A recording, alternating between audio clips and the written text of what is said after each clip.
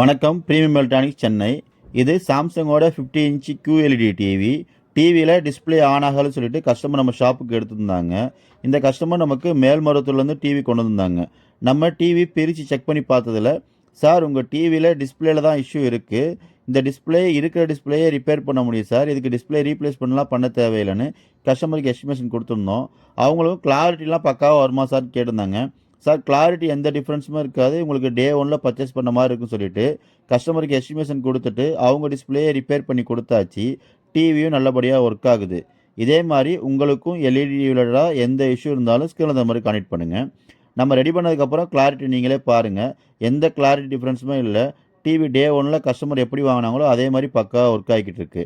நாங்கள் premium electronics Chennai and surrounding doorstep visit provide பண்ணிக்கிருக்கோம்.